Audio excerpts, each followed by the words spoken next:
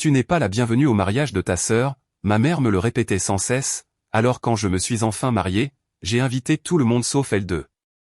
Leur réaction était meilleure que n'importe quel cadeau de mariage. Je m'appelle Simone Meyers et j'ai 34 ans.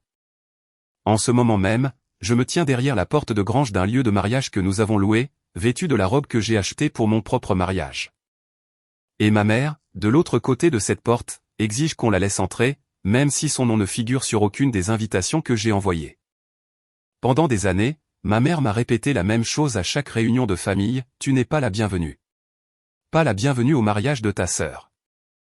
Pas la bienvenue à celui de ton frère. Certaines personnes sont faites pour être vues, aimait-elle dire, et d'autres pour être utiles. J'étais celle qui était utile. C'est moi qui portais les plateaux. C'est moi qui payais les fleurs.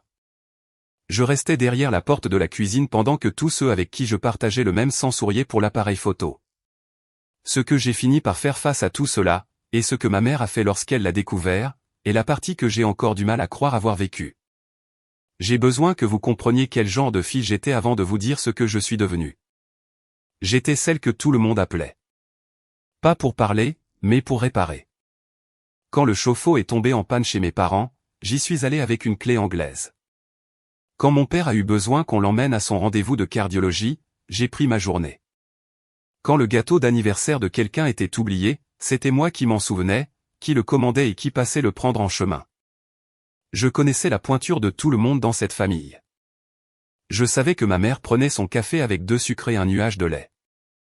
Pas plus. Je savais que ma sœur Brooke était allergique au lys, que mon frère Kevin détestait la coriandre et que mon père ne pouvait pas dormir sans la lumière du couloir allumée. Je portais tout cela en moi, chaque petite préférence, comme une infirmière mémorisant un dossier médical. Et voici ce que je n'ai compris que bien plus tard, aucun d'entre eux n'aurait pu me donner la date de mon anniversaire sans vérifier sur son téléphone. J'avais l'habitude de penser qu'être utile était synonyme d'être aimé. Je pensais que si je me rendais indispensable, si j'étais celle qui répondait toujours présente, quelqu'un finirait par lever les yeux de ce qu'il faisait pour enfin me voir. C'est un espoir discret. Il ne demande pas grand-chose. Il demande seulement que les gens pour qui vous seriez prête à saigner remarquent un jour que vous saignez. J'ai passé 30 ans à vivre de cet espoir. Il m'a fallu 2 mariages pour comprendre que cela n'arriverait jamais, et mon propre mariage pour apprendre quoi faire. Mais je brûle les étapes. Laissez-moi commencer là où le schéma a débuté. À l'époque où j'étais encore assez petite pour croire que c'était de ma faute. J'avais 12 ans la première fois que j'ai compris qu'il y avait 2 catégories d'enfants dans ma maison. C'était lors du baptême de mon cousin, par une après-midi chaleureuse, avec la belle nappe sortie. Brooke avait 9 ans, dans une robe jaune, et ma mère l'a installée près de la fenêtre là où la lumière était la plus belle, avant d'appeler le photographe. Je me souviens des cheveux de Brooke qui prenaient le soleil. Puis ma mère s'est tournée vers moi, souriant toujours de ce doux sourire de façade qu'elle réservait aux invités, et m'a tendu une pile d'assiettes sales, Simone, ma chérie, à la cuisine. C'était tout. Ce n'était pas méchant, ce n'était pas fort. Ma mère n'élevait jamais la voix. Elle pouvait vous démolir d'un ton si doux que la personne debout à côté de vous aurait cru qu'elle vous faisait un compliment. Je suis donc allé dans la cuisine. Je me tenais devant l'évier, les mains dans l'eau grise, tandis que l'obturateur de l'appareil cliquait dans l'autre pièce, et je regardais ma sœur se faire photographier à travers le petit passe-plat. Et j'ai fait ce que j'ai toujours fait. J'ai cherché la leçon. Je me disais que si j'avais porté quelque chose de plus joli, si j'avais souri plus vite, si j'avais été le genre de fille que la lumière recherchait. Car voici ce qui a rendu les choses si difficiles à voir clairement pendant si longtemps, ma mère n'était pas une femme froide. Elle était chaleureuse avec le facteur. Elle était chaleureuse avec les dames de l'église, chaleureuse avec Brooke, chaleureuse avec Kevin. Le froid n'était dirigé que vers moi. Un enfant sur 3. Et quand l'amour est si sélectif, on ne s'en prend pas à la personne qui vise. On s'en prend à soi-même d'être la cible. On passe des années à essayer de devenir quelqu'un sur qui la chaleur pourrait se poser par accident. Je ne savais pas encore que certaines portes sont construites pour ressembler à des portes, mais ne sont en réalité que des murs.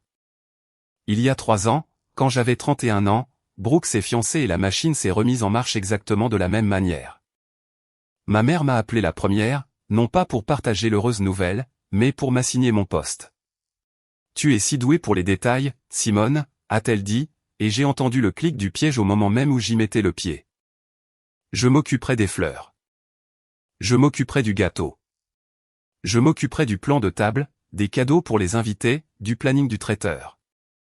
12 ans de soins infirmiers m'avaient rendu efficace pour la logistique, pour garder mon calme quand tout brûlait autour de moi. Et ma famille avait appris à orienter cette compétence partout où elle en avait besoin. J'ai dit oui.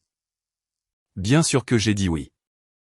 Mais cette fois-ci, que Dieu me pardonne, je me suis permis d'espérer. J'étais la sœur aînée de Brooke. Quand on est la sœur aînée, on se tient devant. On est sur les photos de famille, peut-être. Je me suis dit, c'est le mariage où je vais enfin pouvoir être une sœur plutôt que du personnel de maison. J'ai même avancé la compte pour les fleurs. 800 $ sortis de mon propre compte parce que le fleuriste en avait besoin, et comme j'étais la personne responsable, j'ai vraiment cru que me montrer si serviable me vaudrait une place. J'ai suspendu la robe que j'avais achetée à l'arrière de la porte de mon placard, là où je pouvais la voir. Un bleu doux, rien de tape à accent grave-l'œil, quelque chose qu'une sœur de la mariée pourrait porter au second rang. Je me répétais sans cesse, de cette voix que l'on prend pour essayer de se persuader qu'on est aimé, cette fois-ci, ce sera différent. Je voulais tellement y croire. J'ai ignoré tout ce que je savais déjà. Et j'en savais beaucoup. Les signes sont apparus rapidement, comme toujours quand on sait les lire. Lors du premier essayage de robe, le photographe a voulu prendre une photo de famille, et ma mère s'est physiquement interposée devant moi pour rassembler Brooke et Kevin contre elle, de sorte que le cadre s'est refermé sur mon épaule comme une porte. Quand j'ai envoyé le plan de table par courriel, elle m'a répondu que l'on aurait besoin de moi dans la salle pendant la réception, près de la cuisine, au cas où un problème surviendrait. Quand les demoiselles d'honneur de Brooke ont été désignées, mon nom n'était pas sur la liste. Et quand j'ai demandé gentiment, très gentiment, j'avais appris à tout demander avec douceur, ma mère a dit, « Oh, nous avons pensé que tu préférerais te rendre utile plutôt que de t'embarrasser de toutes ces futilités. Tu n'as jamais aimé être sous le feu des projecteurs. » Comme si m'effacer avait été mon idée. Je veux que vous sachiez que je n'ai pas tout accepté sans rien dire. Je suivais une thérapie depuis 1 an à l'époque, et j'y apprenais des mots comme « enchevêtrement relationnel » et « limite ». Et j'ai essayé d'en poser une.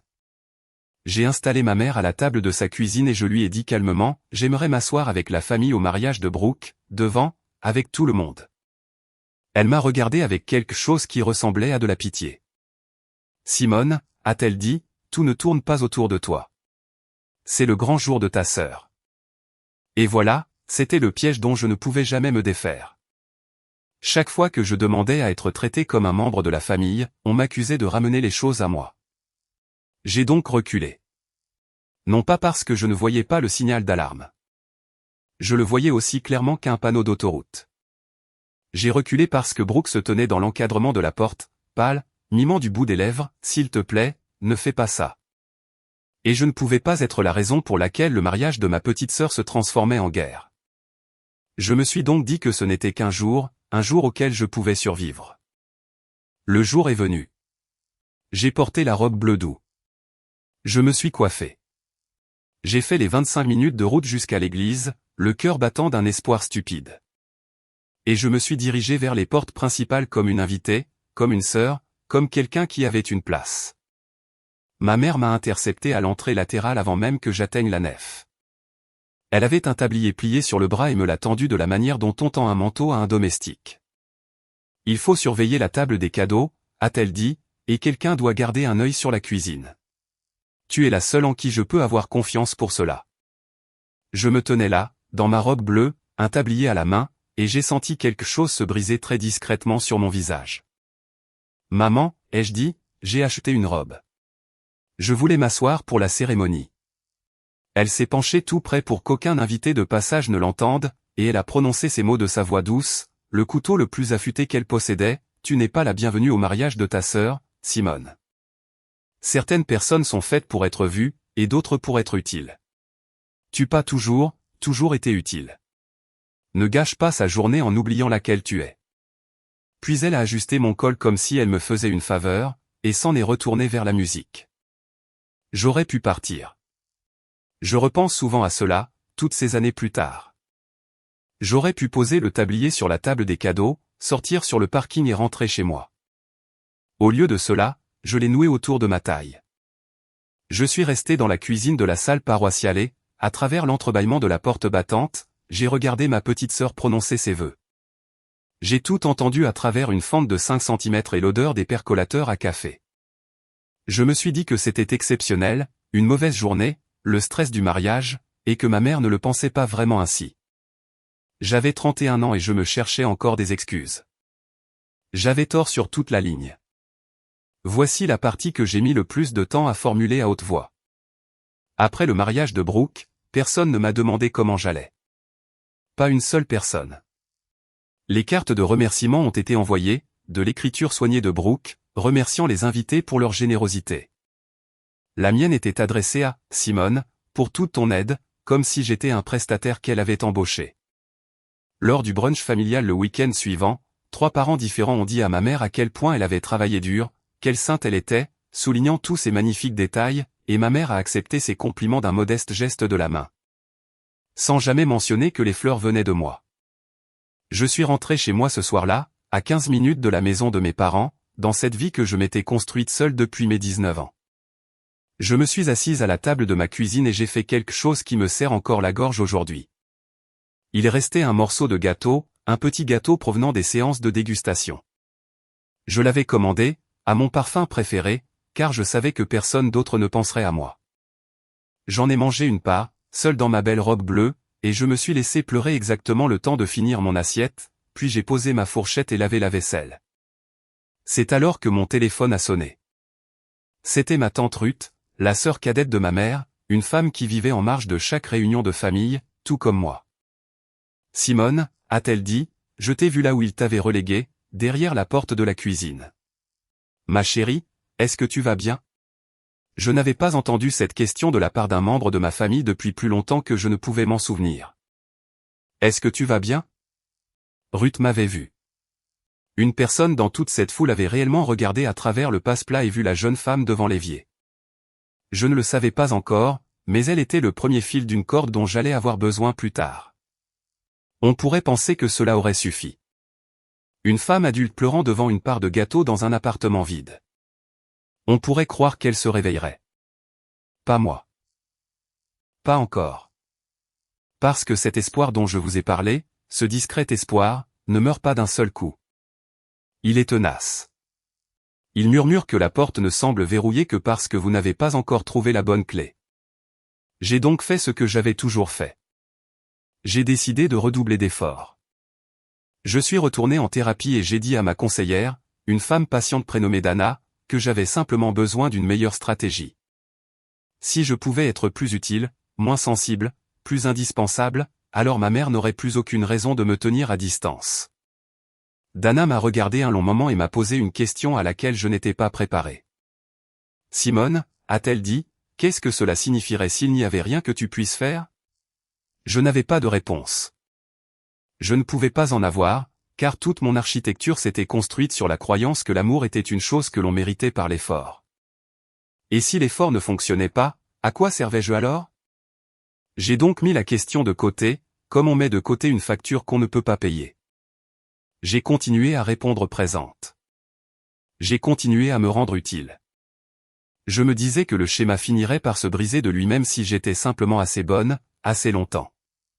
Et puis, il y a environ 18 mois, Kevin s'est fiancé. Mon petit frère, le garçon facile à vivre, celui que j'avais protégé dans la cour de récréation et pour qui j'avais couvert les bêtises une centaine de fois auprès de nos parents. Kevin, qui s'endormait sur mon épaule à l'arrière de la voiture. Sûrement, me disais-je, sûrement qu'avec Kevin, ce serait différent. Je me suis juré de bien faire les choses cette fois-ci. Je croyais vraiment avoir mon mot à dire. L'appel pour le mariage de Kevin est arrivé de la même manière, et j'y ai répondu de la même manière. Et si vous avez déjà aimé quelqu'un qui ne cesse de vous faire du mal, vous savez exactement ce que l'on ressent en écrivant cette phrase. Ma mère m'a de nouveau confié la logistique. Les fleurs, le gâteau, le planning du traiteur, cette petite armée de tâches pour lesquelles personne ne vous remercie, sauf quand elles échouent. Mais cette fois-ci, j'ai décidé de la contourner. J'ai appelé Kevin directement. Nous nous sommes retrouvés pour prendre un café et je me suis assise en face de mon petit frère pour lui demander simplement, d'adulte à adulte, quelque chose de tout à fait raisonnable. Kev, ai-je dit, est-ce que tu veux bien parler à maman?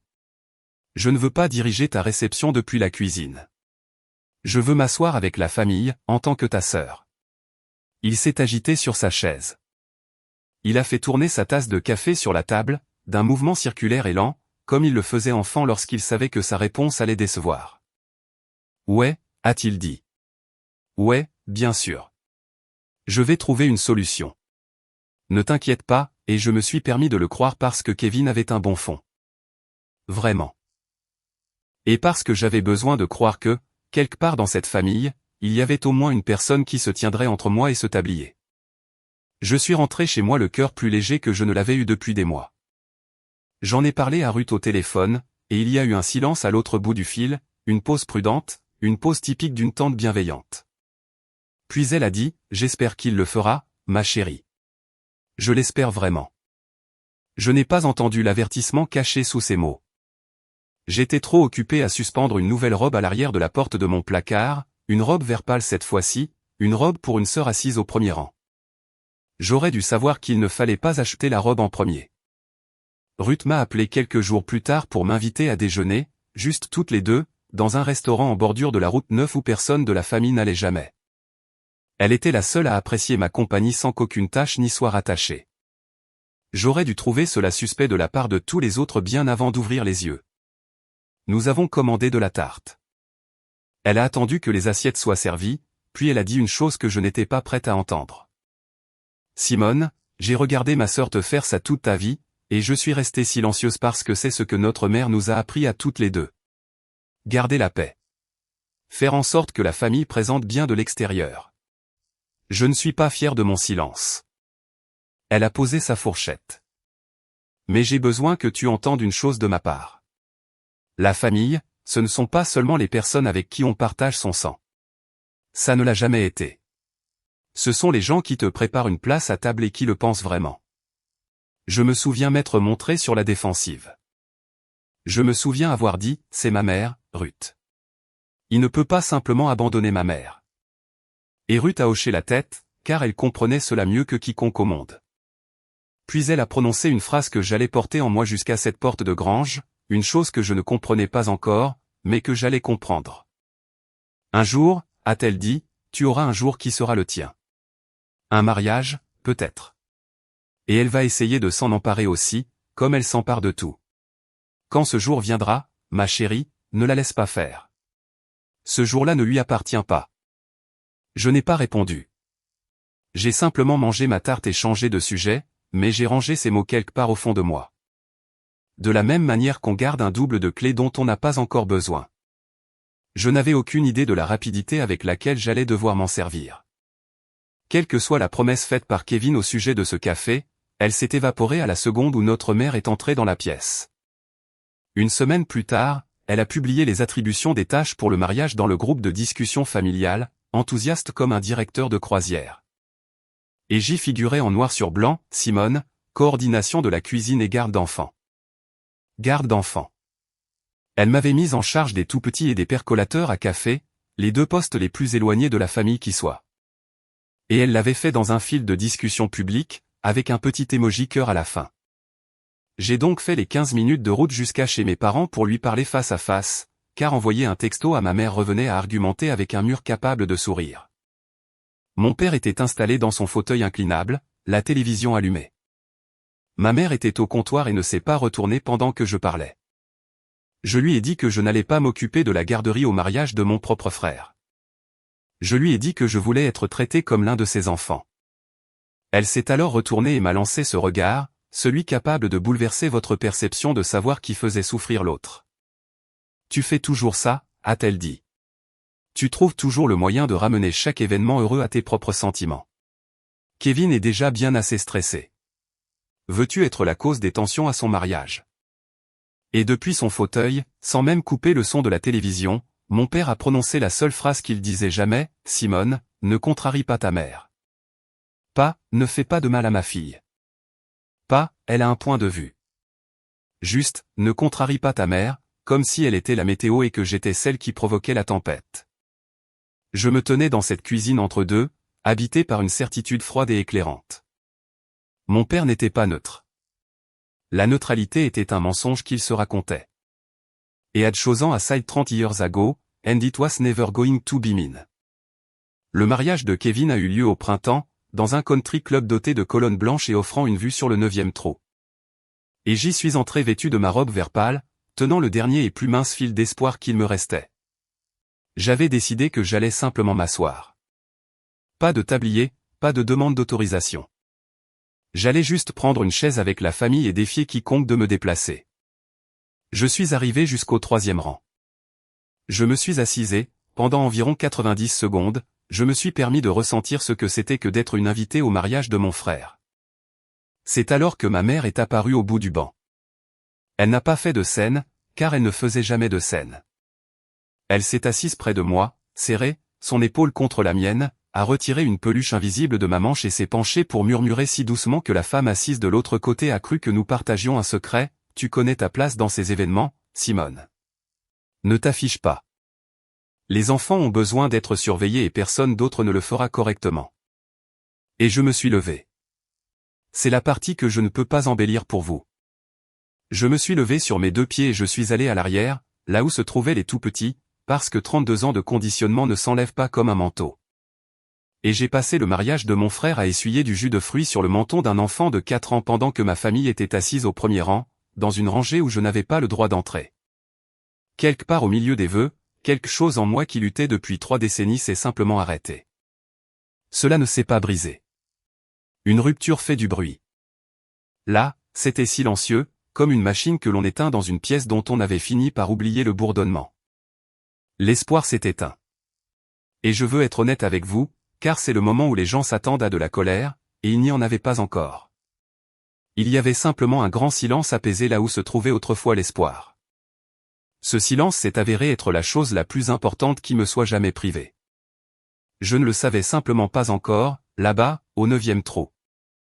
Je fréquentais Daniel Reyes depuis environ 2 ans à ce moment-là.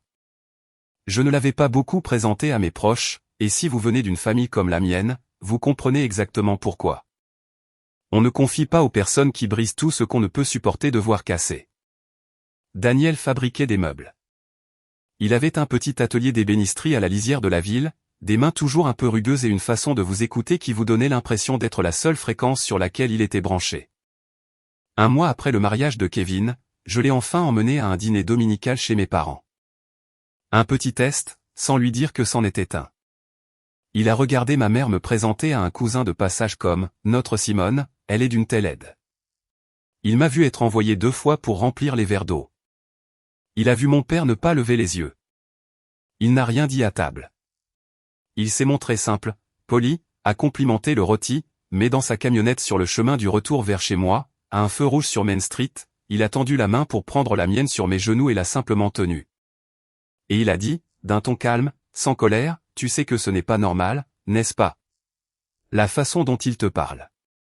Tu sais que ce n'est pas ainsi que l'on est censé se sentir. » J'ai ouvert la bouche pour les défendre. C'était un réflexe ancré depuis 30 ans. Puis je l'ai refermé, car pour la première fois de ma vie, quelqu'un était assis à côté de moi sans rien attendre de moi. Ni un trajet, ni un gâteau, ni un verre d'eau rempli. Il voulait juste que j'aille bien. Je n'avais pas de grille de lecture pour cela.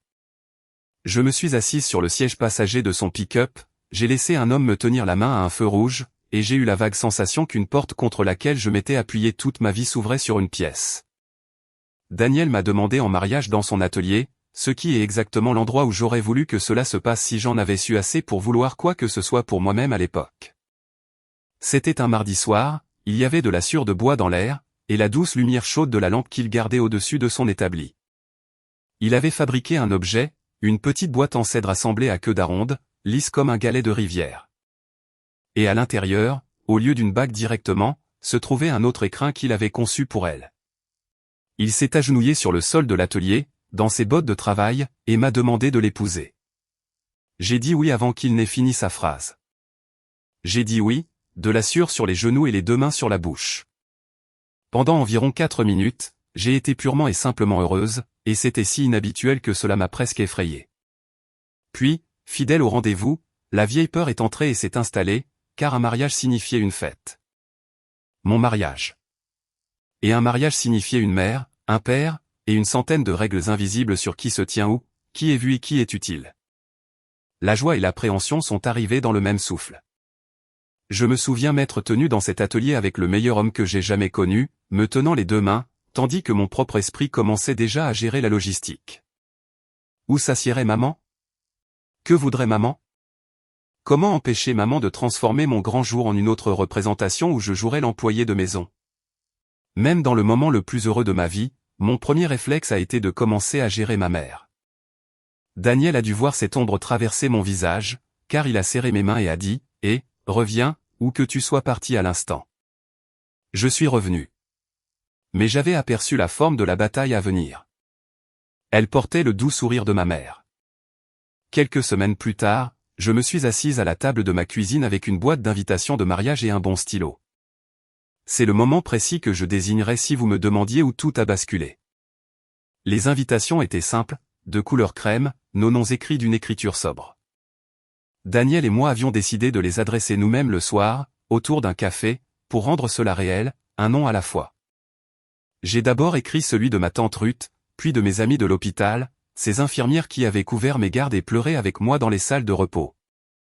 Puis la famille de Daniel, sa mère, ses 3 sœurs, ses beaux-frères bruyants et chaleureux, toute cette foule joyeuse qui m'avait accueilli comme si j'avais toujours eu ma place à leur table. Le stylo glissait facilement pour tous ces noms. Puis je suis arrivé aux 2 invitations vierges que j'avais mises de côté au début. Les 2 que j'avais évité de regarder pendant tout ce temps. M et Madame Gérald Meyers, papa et maman. J'ai pris le stylo. Je l'ai posé. Je l'ai repris. Et je suis resté assise là pendant la majeure partie d'une heure, le stylo suspendu au-dessus de cette carte couleur crème, incapable de poser ma main. Et durant cette heure, je me suis enfin autorisé à formuler la phrase que j'avais passé 30 ans à refuser de penser. J'ai passé ma vie entière à essayer de mériter une place à une table qui n'allait jamais en dresser une pour moi. C'était là, aussi évident que les cartes devant moi. Chaque tablier, chaque porte de cuisine, chaque phrase semblable à un couteau feutré. J'avais auditionné pour un rôle qui avait été attribué avant même ma naissance. Et maintenant, je m'apprêtais à remettre les clés de mon propre mariage à la directrice de casting pour qu'elle me fasse subir la même chose une fois de plus, le seul jour censé m'appartenir. J'ai posé les 2 invitations vierges sur le côté de la table, face cachée. Je me suis dit que je déciderais plus tard. Je me suis dit que j'avais le temps. Ces 2 cartes vierges sont restées sur le coin de cette table pendant 11 jours, et je les ressentais à chaque passage comme une écharde. Ma mère a appris que j'étais fiancé avant que je ne lui dise parce que Brooke le lui avait dit, et en l'espace d'une journée, elle s'était autoproclamée directrice d'une production pour laquelle je ne l'avais pas engagée.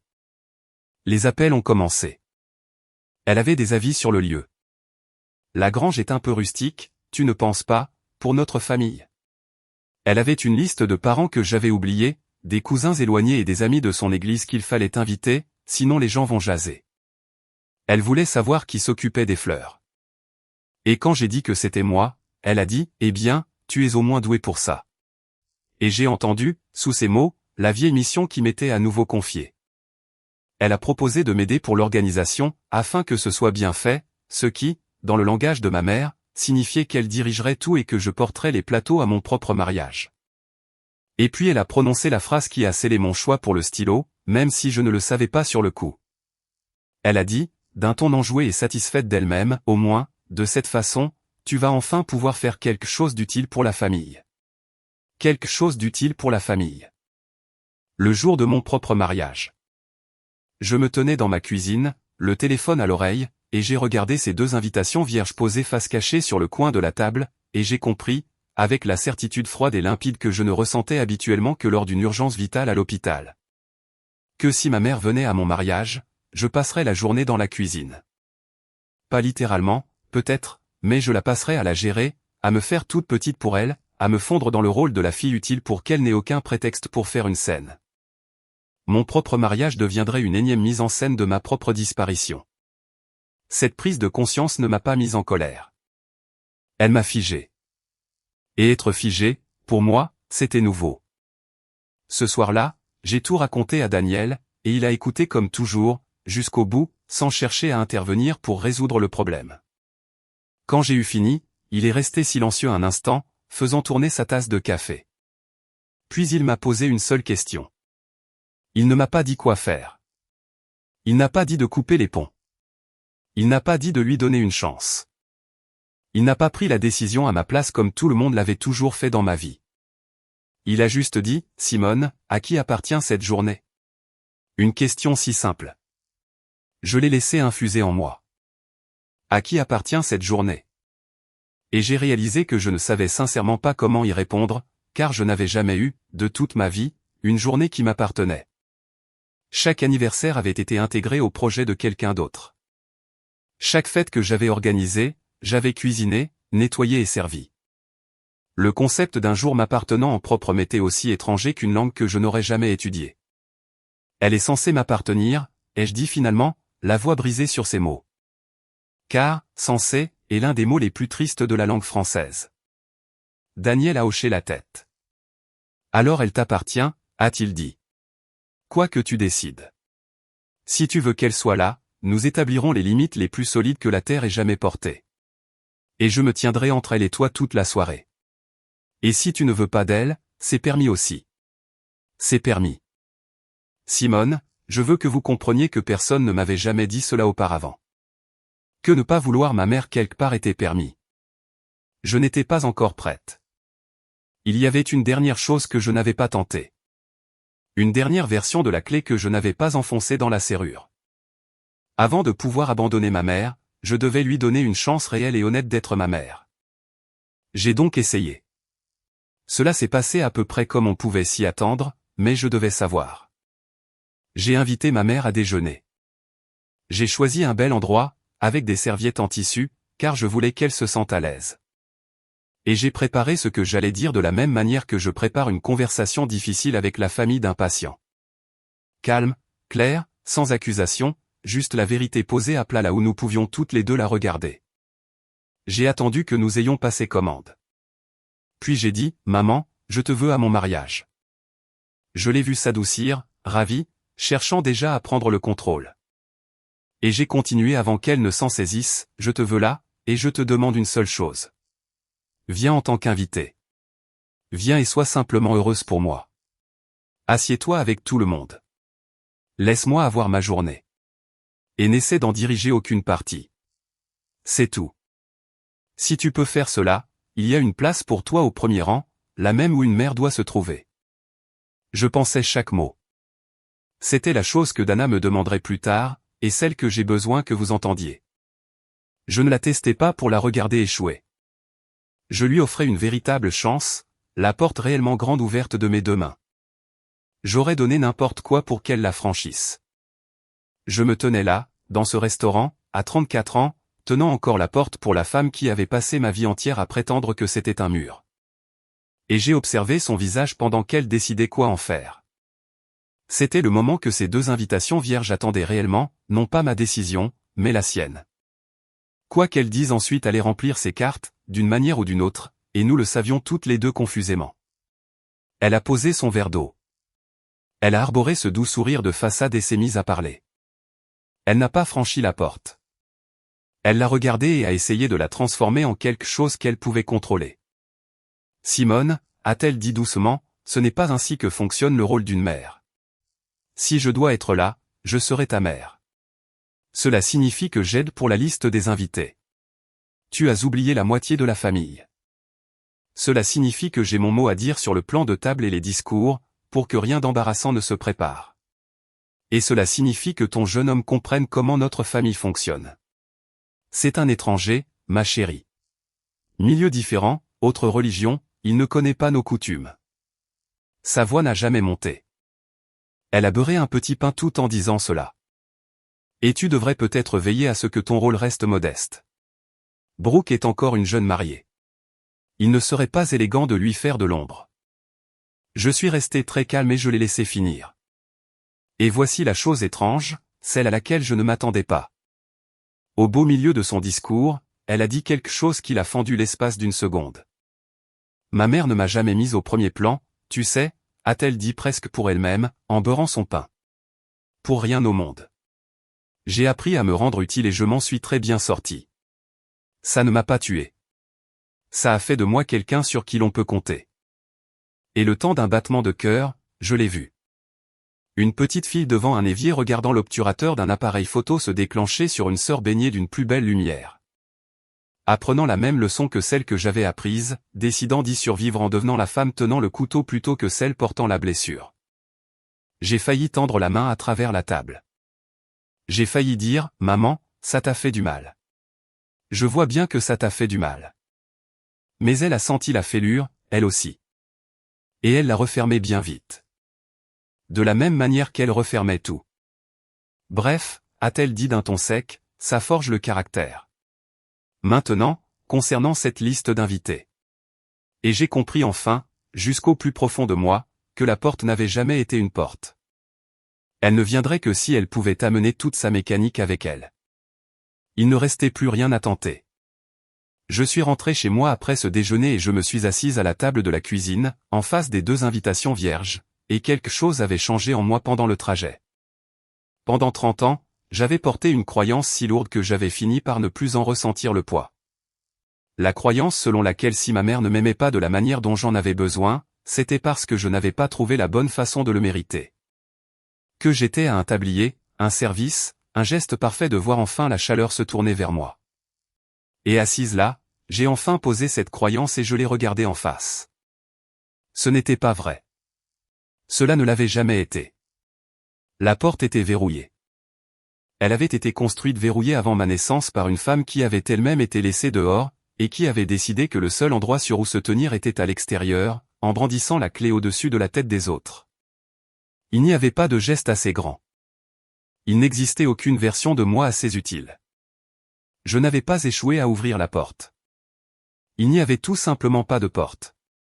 Quand Daniel est venu ce soir-là, j'ai prononcé à haute voix la phrase que je ne m'étais jamais autorisé à dire, je ne pense pas qu'elle m'aimera jamais de la façon dont je continue d'auditionner pour l'obtenir. Je ne pense pas qu'elle en soit capable. Je me suis préparé à ce que cela me détruise. J'avais passé ma vie entière à redouter cette phrase. J'étais persuadé que ce serait ma fin si jamais je l'admettais. Mas cela ne m'a pas détruite. En la disant à haute voix, j'ai ressenti quelque chose que je n'avais pas éprouvé depuis des décennies. Je me suis senti plus légère, comme si j'avais porté une valise pleine de briques en haut d'un escalier sans fin. Et que quelqu'un m'avait enfin dit que j'avais le droit de la poser. Je l'ai posée, et dans l'espace vide qu'elle laissait, pour la première fois, j'ai pu ressentir toute la place qu'il y avait. La nouvelle s'est propagée, comme toujours dans une famille qui vit pour les apparences. Et le téléphone s'est mis à sonner avec des appels de personnes qui ne m'avaient jamais téléphoné pour me demander comment j'allais. Une cousine, une grand-tante, une amie de l'église de ma mère dont je suis presque sûr qu'elle n'avait jamais su mon nom de famille. Elles chantaient toutes le même hymne sur des tons légèrement différents, le sang reste le sang, Simone. C'est ta mère. Tu n'en as qu'une. Ne te donne pas en spectacle. Pense aux apparences. Les gens vont jaser. Quel genre de fille exclut sa propre mère de son mariage? Kevin m'a envoyé un texto. Kevin, qui m'avait regardé gérer sa garderie. Et tout ce qu'il a écrit, c'est, s'il te plaît, ne fais pas d'histoire à ton mariage. On en a tous assez. J'ai lu ce message 2 fois. On en a tous assez. Comme si j'avais été celle qui créait des histoires toutes ces années, en me tenant silencieusement derrière les portes de la cuisine. J'ai alors compris exactement ce qu'une limite allait me coûter. Ce ne serait pas propre. Ce ne serait pas un film où tout le monde applaudit à la fin. Si je faisais cela, je ne perdais pas seulement ma mère. On allait m'envoyer la facture, payable à l'ensemble de la famille élargie, au prix de ma réputation. J'allais devenir la méchante d'une histoire que ma mère raconterait à l'église pendant des années. L'ingrate. Celle qui avait brisé le cœur de sa pauvre mère. Et je me suis confronté à ce prix. Je l'ai vraiment affronté. Et j'ai senti la vieille peur essayer de reprendre le volant, invite-la, préserve la paix. Ça n'en vaut pas la peine. Pense à ce que les gens vont penser. 2 semaines plus tôt, cette peur l'aurait emporté. Elle l'avait toujours emporté. Mais il y avait plus d'espace en moi maintenant, depuis que j'avais posé la valise. Et dans cet espace, pile à temps, est entrée la chose qui a finalement scellé ma décision.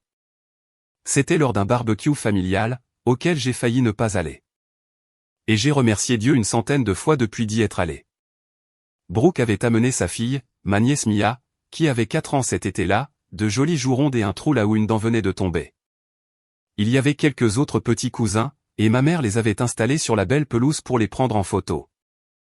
Je connaissais cette mise en scène. Je l'aurais faite les yeux fermés. Attirer le plus joli vers l'avant, incliner la lumière. Et Mia, ma Mia, s'est dirigée vers le groupe comme le font les petits enfants, voulant en faire partie. Ma mère l'a regardée d'en haut.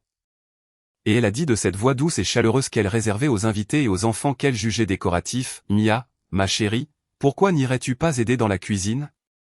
Tu es une si bonne petite assistante. Laisse les autres prendre la photo. Tu peux porter les serviettes. » Et j'ai vu le visage de ma nièce de 4 ans faire exactement ce que mon propre visage avait fait à 12 ans. Le léger flottement de confusion, le réflexe immédiat de l'avaler, la décision d'être sage plutôt que blessée. Et Mia s'est retournée pour se diriger vers la cuisine, la tête basse, pour aller se rendre utile. Elle est passée juste à côté de moi. Elle n'a même pas levé les yeux, parce qu'elle avait déjà appris que lorsqu'on vous envoie à la cuisine, on ne croise pas le regard des autres. On y va, tout simplement. Je me suis agenouillé. Je l'ai arrêté d'une main sur sa petite épaule. Et j'ai regardé son visage édenté, et j'y ai vu 30 ans de ma propre vie me contempler en retour. J'ai compris que cela ne me concernait plus seulement moi. C'était une machine, et elle ne s'arrêtait pas d'elle-même. Elle était déjà en train de s'en prendre à l'enfant suivant. Si je restais silencieuse, si je préservais la paix, si je faisais ce qui était élégant et invitais ma mère en avalant une fois de plus ma fierté, j'enseignerais à Mia que c'était normal, que c'était cela, l'amour. Je lui transmettrais le tablier. Et c'est à ce moment précis que le stylo a cessé de planer. J'ai emmené Mia à l'intérieur et nous avons aidé ensemble, c'est-à-dire que je me suis assise sur le sol de la cuisine avec elle et que nous avons compté les serviettes pour en faire de petites piles. Et je lui ai répété qu'elle était la plus intelligente des compteuses de serviettes que j'ai jamais rencontrées, jusqu'à ce qu'elle rie de nouveau, jusqu'à ce que l'ombre disparaisse de son visage. Et pendant que j'étais assise là, sur ce linoléum avec ma nièce, j'ai pris ma décision définitive, sans qu'aucune part de moi n'y trouve à redire. Ce soir-là, je l'ai dit à Daniel, et je l'ai dit avec précaution, car j'avais besoin d'être sûr de mes propres motivations avant de pouvoir les assumer. Je ne vais pas inviter ma mère à notre mariage, ai-je dit. Et j'ai besoin que tu saches que je ne fais pas cela pour lui nuire. Je ne le fais pas pour me venger des portes de cuisine. Si je voulais lui faire du mal, j'aurais beaucoup d'années à rattraper. J'ai pris une inspiration. Je le fais parce que chaque fois qu'elle est dans la pièce, elle reconstruit l'ancien ordre établi.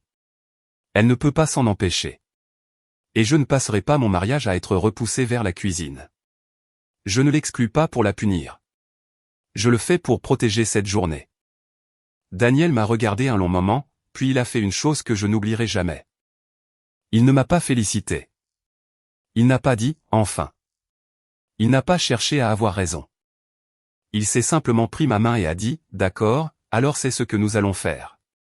Et tu ne le feras pas seul. Protéger cette journée. » C'était tout. Non pas de la vengeance, mais de la protection. Il y a une différence, et il m'a fallu 34 ans pour l'apprendre. Et je l'ai apprise assise sur le sol d'une cuisine à compter des serviettes avec une enfant de 4 ans qui méritait une meilleure carte de vie que celle que l'on m'avait donnée. Les 2 invitations vierges allaient le rester. Maintenant, il me fallait rendre cela concret. J'ai d'abord appelé tante Ruth. Parce que si je devais faire cela, je voulais que la seule personne qui m'ait toujours vu l'entende d'abord de ma propre bouche. Ruth, ai-je dit, je me marie dans 3 semaines, et je n'invite pas maman et papa. Il y a eu un silence au bout du fil, puis j'ai entendu ma tante se mettre à pleurer, et ce n'étaient pas des larmes de tristesse. Je savais faire la différence. Oh, ma chérie, a-t-elle dit. Oh, Simone, tu as enfin choisi ton propre jour. Elle s'est tue une seconde, se reprenant, puis elle a demandé d'une petite voix pleine d'espoir que je ne lui avais jamais entendue, est-ce que ce serait? Est-ce que ce serait d'accord si c'était moi qui t'accompagnais? Je sais que c'est habituellement le père, mais... Et je pleurais aussi à ce moment-là, toutes les 2 au téléphone comme 2 idiotes. Et j'ai dit oui avant qu'elle ne finisse, de la même manière que j'avais dit oui à Daniel dans l'atelier d'ébénisterie. Puis j'ai scellé les invitations. Chacune d'entre elles.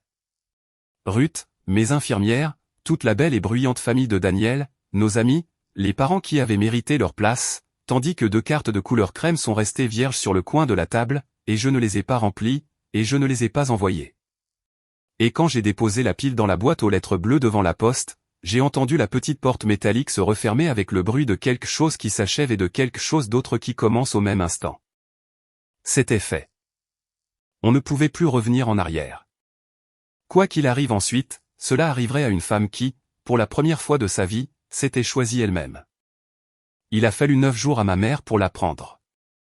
Et quand elle l'a su, elle n'a pas téléphoné. Elle est venue. Elle l'a appris parce qu'une des cousines a reçu son invitation et lui en a parlé, pensant qu'elle en avait reçu une elle aussi. Et il n'y a rien que ma mère déteste plus que d'être prise au dépourvu devant la famille. Elle a fait les 15 minutes de route jusqu'à mon appartement. Je veux être précise à ce sujet, car j'ai besoin que vous sachiez qu'elle est venue chez moi, sur mon terrain, et non l'inverse. Elle a frappé et, quand j'ai ouvert, elle est entrée sans y être invitée, de la façon dont elle entrait dans tout.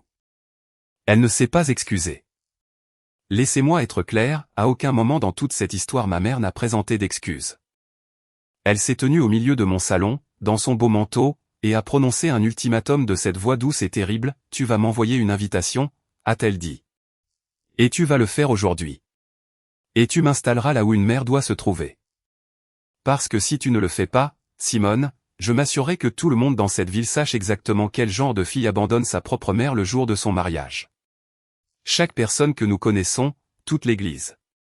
Je ferai en sorte qu'ils comprennent ce que tu m'as fait. » C'était là l'ultime et plus grande arme qu'elle possédait. Non plus l'amour, ni même le contrôle, mais simplement la honte. L'opinion de la communauté, ma réputation suspendue au-dessus des flammes. C'était la stratégie qui avait fonctionné sur moi toute ma vie. Elle guettait mon visage, attendant le tressaillement, l'abdication, l'excuse déjà prête à sortir. Je l'ai regardée un long moment, et j'ai dit calmement, « On se verra au mariage, maman. » Elle a entendu ce qu'elle voulait entendre. Elle a lissé son manteau et est partie, satisfaite, certaine d'avoir gagné. Elle n'avait pas gagné. Mais je l'ai laissé le croire tout le long du chemin jusqu'à la porte. Le jour est venu, comme il le fait toujours, que l'on soit prêt ou non. La grange à la lisière de la ville ne ressemblait en rien à l'endroit dont ma mère s'était moquée. Des guirlandes lumineuses s'enroulaient autour des poutres. Des fleurs sauvages que j'avais disposées moi-même dans des bocaux en verre. De longues tables de ferme dressées pour les personnes qui avaient choisi d'être là. Et c'est cela qui m'a un peu bouleversé, dans le bon sens du terme. Quand je suis entré ce matin-là et que j'ai vu la salle se remplir, la mère de Daniel était déjà là, guidant ses sœurs autour d'une table couverte de tartes. Mes collègues infirmières sont arrivées en un groupe rieur, encore à moitié en tenue de travail après une garde de nuit qu'elles avaient échangée pour pouvoir venir. Ruth se tenait près de la porte, dans une robe lavande, coiffée, s'essuyant les yeux avant même que tout ait commencé. Chaque personne dans cette grange était là parce qu'elle le souhaitait. Parce qu'elle avait regardé l'invitation portant mon nom et s'était dit, « Oui, je vais y aller. Je vais conduire jusqu'à cette grange et regarder Simone être heureuse. » Aucune d'entre elles n'avait reçu d'affectation. Aucune d'entre elles ne travaillait en cuisine. Il n'y avait pas de service de cuisine. Il y avait simplement une salle remplie de personnes qui m'avaient préparé une place et qui le pensaient vraiment.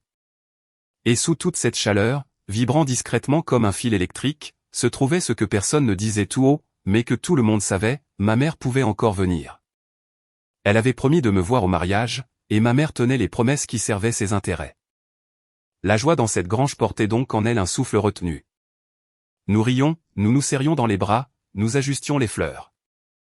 Et chaque fois que la porte s'ouvrait, les yeux de chacun s'y projetaient une fraction de seconde avant de s'en détourner, dans l'attente, espérant ne pas attendre. J'ai enfilé ma robe dans une petite pièce adjacente à la mezzanine, j'ai regardé par la fenêtre le parking en gravier et j'ai guetté sa voiture. Ruth est montée dans la pièce pour m'aider à ajuster mon voile. Pendant quelques minutes, nous nous sommes retrouvés rien que toutes les deux. Le bruit de la fête n'était plus qu'un doux grondement en dessous de nous. Elle s'est tenue derrière moi devant le miroir et a fixé le voile dans mes cheveux avec des mains qui tremblaient un peu, et j'ai observé son visage dans la glace. « Regarde-toi » a-t-elle dit. « Regarde-toi seulement, Simone. » Et puis elle a dit la chose qu'une mère est censée dire, la chose que j'avais attendu 34 ans d'entendre de la part d'une femme partageant mon sang. Et la voilà qui venait au contraire de la tante qui s'était tenue à la lisière de chaque photo de famille, juste à côté de moi. Tu n'as jamais été celle qui est utile, a dit Ruth. Tu as toujours été la meilleure, la plus gentille. Je les ai vus tous prendre et prendre encore chez toi, et te qualifier de difficile pour le moindre besoin que tu osais exprimer. Et cela me brisait le cœur chaque jour. Et j'ai été trop lâche pour le dire jusqu'à présent. Je le dis maintenant. Tu es si facile à aimer, ma chérie. Tu l'as toujours été. Certains d'entre eux n'étaient tout simplement pas assez courageux pour le faire. Je ne pouvais plus parler. Je me tenais là, dans ma robe de mariée, et je laissais ma tante m'aimer à haute voix de la manière dont j'en avais eu besoin toute ma vie. Et j'ai compris dans ma chair ce que Ruth avait essayé de me dire dans ce restaurant sur la route 9. La famille, ce ne sont pas les gens qui te préparent une place et qui le pensent vraiment. Elle s'était tenue à mes côtés pendant tout ce temps. Et puis, venant du bas, coupant à travers la musique et les rires, j'ai entendu un son que je connaissais mieux que mes propres battements de cœur. La voix de ma mère, perçante et s'élevant devant la porte de la grange. Je suis descendu par l'escalier de la mezzanine dans ma robe, j'ai demandé à tout le monde de me laisser une minute, et je suis sorti seul sur le porche de la grange pour la rejoindre, car quoi que cela doive donner, je n'allais pas laisser cela se produire devant Mia. Ma mère se tenait sur le gravier, au bas des marches du porche, dans son beau manteau. Mon père se tenait un pas derrière elle, comme il s'était tenu toute ma vie, et elle parlait déjà. Sa voix avait perdu son vernis de façade. C'était l'autre voix, celle que la ville n'entendait jamais, qui montait plus haut à chaque mot. « Comment oses-tu » a-t-elle dit. « Comment oses-tu m'humilier de la sorte ? As-tu seulement une idée de ce que les gens racontent ? Que ma propre fille m'a exclu de son mariage comme si j'étais une étrangère. Après tout ce que j'ai fait pour toi, après tous les sacrifices que j'ai faits, tu vas me laisser entrer là-dedans immédiatement, Simone, et tu m'installeras devant. Ou alors, que Dieu m'en soit témoin, j'irai dans toute la ville raconter à chaque âme ce que tu as fait à ta mère. » Derrière elle, mon père a marmonné sa seule réplique, l'unique phrase qu'il possédait, « Simone, ne fais pas ça à ta mère. » Je me tenais au sommet des marches dans ma robe de mariée, et j'ai ressenti la vieille impulsion, le réflexe de 30 ans consistant à arranger les choses, à réparer, à la mettre à l'aise au détriment de moi-même. Je l'ai ressenti, et je ne lui ai pas obéi. Je suis restée très immobile et très silencieuse, comme je le fais aux urgences quand les moniteurs hurlent et que tout le monde perd la tête. Le calme ne vient pas du fait de ne rien ressentir. Il vient du fait de savoir exactement ce que l'on doit faire. Ma mère voulait me voir m'effondrer. Elle voulait des cris, des larmes, une fille qu'elle pourrait pointer du doigt en disant « Voyez comment elle me traite ». Je ne lui ai rien donné de tout cela. Je l'ai laissé aller jusqu'au bout de ses mots. Et puis, dans le silence qu'elle avait laissé, j'ai dit ce que j'étais venu dire. « Tu peux entrer » ai-je dit. Ma mère s'est arrêtée, siant, car ce n'était pas la confrontation à laquelle elle s'était préparée. « Tu peux entrer, maman, et tu peux t'asseoir avec tout le monde, et tu peux me regarder me marier, et je serai heureuse de t'avoir là, à une condition. Tu viens en tant qu'invité. Tu viens pour être heureuse pour moi. Tu ne touches pas au plan de table. Tu ne modifies pas les discours. Tu ne gères absolument rien et tu ne dis pas un mot à Daniel sur ses origines, sa foi ou nos coutumes. Tu viens pour célébrer ou tu ne viens pas du tout. C'est la seule offre. Et j'ai besoin que tu comprennes que c'est la seule qui existe. J'ai vu l'effet de mes mots. Je l'ai vu réaliser que, pour la première fois en 34 ans, c'était moi qui tenais la porte, que je la tenais ouverte, et qu'elle ne pouvait pas supporter de franchir une porte qui ne lui appartenait pas. « Tu ne peux pas être sérieuse » a-t-elle dit. « Je suis ta mère. Je ne viens pas au mariage de ma propre fille comme une simple invitée assise au fond comme. » Et elle s'est arrêtée parce qu'elle a entendu où sa phrase menait avant même que je ne la finisse pour elle, doucement, sans la moindre cruauté, car je n'en avais finalement plus besoin. « Comme celle qui est utile » ai-je dit. Comme certaines personnes sont faites pour être vues et d'autres pour être utiles. C'est toi qui m'as appris cela, maman. Tu me l'as dit au mariage de Brooke, un tablier entre les mains. Eh bien, aujourd'hui, j'en ai fini d'être utile, et je vais enfin être vue par chaque personne dans cette grange qui a choisi d'être ici pour moi. Pendant un instant, plus personne ne bougea. Les guirlandes lumineuses bourdonnaient. La musique s'échappait par la porte ouverte, et j'ai regardé ma mère se tenir au bas de ses marches et faire le choix qu'elle m'avait imposé toute ma vie, entrer selon les conditions de quelqu'un d'autre, humble, égal et ordinaire, ou faire demi-tour et partir. Et elle a fait demi-tour. Elle a réellement fait demi-tour dans son beau manteau et a dit, tu le regretteras. Tu as fait ton choix. Et elle a retraversé le gravier pour rejoindre la voiture, tandis que mon père m'a lancé un regard impuissant avant de la suivre, comme il la suivait toujours. Et je suis resté sur ce porche à les regarder s'en aller. Cela me coûtait tout ce que j'avais poursuivi pendant 34 ans, et cela valait chaque pas sur ce gravier. J'aimerais vous dire que je me suis sentie triomphante. Ce n'était pas le cas. Pas tout à fait. Je suis resté sur ce porche un instant et j'ai regardé les feux arrière tourner pour quitter le chemin de gravier et s'engager sur la route. Et ce que j'ai ressenti, c'était du chagrin. Un chagrin pur et immense. Le chagrin d'enterrer enfin un espoir que l'on avait maintenu artificiellement en vie pendant 3 décennies. Je me suis permis de le ressentir le temps d'une inspiration. Puis je me suis retourné, à travers la porte ouverte de la grange, j'ai pu les voir tous qui m'attendaient. Toute cette pièce chaleureuse et incroyable. Daniel au premier plan dans le costume qu'il avait repassé lui-même. Ruth, les mains jointes sous son menton. Mes infirmières, la mère de Daniel, les tartes, les guirlandes lumineuses, les bocaux de fleurs sauvages que j'avais coupés de mes propres mains, m'attendant. Non pas pour ce que je pouvais faire pour eux, juste pour moi, pour que j'entre. Daniel a croisé mon regard à travers toute cette distance et il ne m'a pas demandé si j'allais bien. Il a juste incliné la tête vers l'allée centrale, comme pour dire, quand tu veux. Et j'ai senti le chagrin faire de la place dans ma poitrine pour autre chose. Je suis retourné à l'intérieur, Ruth a pris mon bras et, avant que la musique ne commence, je me suis penché et j'ai murmuré à Daniel la phrase que je n'avais dite que dans ma propre tête, celle que j'avais trouvée à cette table de cuisine devant 2 cartes vierges. J'ai passé ma vie entière à essayer de mériter une place à une table qui n'allait jamais en dresser une pour moi, ai-je chuchoté. Il a serré ma main. Alors, tu as construit ta propre table ? A-t-il dit. Regarde-la. Je l'ai regardée. Elle était pleine. Puis ma tante m'a accompagné le long de l'allée vers le seul homme qui n'avait jamais rien voulu de moi, sinon ma compagnie. Et je me suis marié dans une grange remplie de gens qui m'avaient choisi.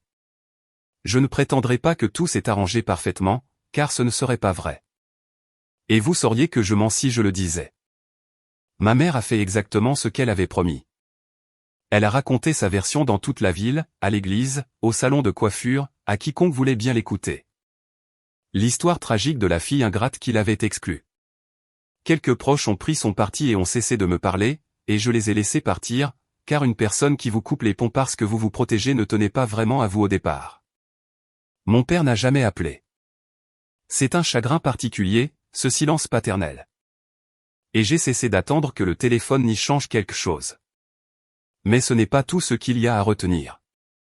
Voici l'autre côté du bilan. Kevin m'a envoyé un texto une semaine après le mariage. Ce n'était pas une prise de position publique et il n'aura jamais le courage pour cela, mais un mot discret, intime, je suis désolé, Simone.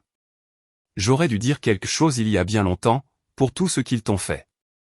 Ce n'était pas suffisant. Mais c'était sincère. Et j'ai appris à accepter que la sincérité soit une forme de suffisance. Brooke et moi sommes prudentes l'une envers l'autre aujourd'hui, un rapprochement timide et fragile. Et toutes les quelques semaines, elle trouve un prétexte pour laisser Mia passer une après-midi chez moi. Et c'est cette partie-là que j'aimerais que vous gardiez en mémoire. Parce qu'à ma table, ma nièce n'a pas besoin de porter les serviettes pour mériter sa place. Elle s'assoit, tout simplement. La semaine dernière, elle coloriait au comptoir de la cuisine pendant que Daniel préparait des sandwichs au fromage fondu, et elle a levé les yeux pour me demander, sans transition, tante Simone, est-ce que je suis la jolie ou celle qui aide ? Et mon cœur s'est fendu pile sur la vieille ligne de fracture, car je savais exactement où elle avait appris que ce devaient être les 2 seules options. Je me suis mise à sa hauteur. J'ai dit, ma chérie, tu n'es ni l'une ni l'autre. Tu es juste Mia, et tu n'as pas besoin d'être utile pour qu'on t'aime. T'aimer est la chose la plus facile qui soit. Elle y a réfléchi, a haussé les épaules comme le font les enfants de 4 ans, et s'est remise à colorier comme si je venais de lui dire que le ciel était bleu.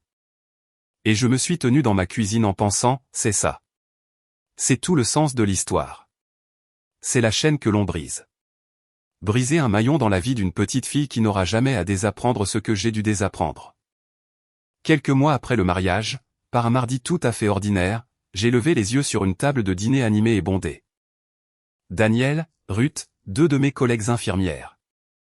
Les sœurs de Daniel, Mia endormies contre mon bras. Et j'ai enfin compris ce qu'il m'avait fallu 34 ans et une porte verrouillée pour apprendre. Le sang fait de nous des parents, mais il n'a jamais fait de nous une famille.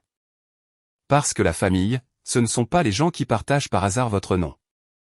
Ce sont les gens qui vous préparent une place à table, qui le pensent vraiment, et qui sont toujours heureux de vous voir là. C'était mon histoire. Deux mariages que j'ai regardés à travers l'entrebâillement d'une porte de cuisine. Un mariage dans lequel je suis enfin entré en étant moi-même. S'il y a quelqu'un dans votre vie qui ne se montre chaleureux avec vous que lorsque vous vous efforcez de vous faire plus petite, que cela soit votre signal. Vous avez le droit de cesser d'auditionner et vous avez le droit de bâtir votre propre table. Partagez ceci avec la personne qui a besoin de l'entendre aujourd'hui. Laissez un commentaire, abonnez-vous, et je vous retrouve dans la prochaine vidéo.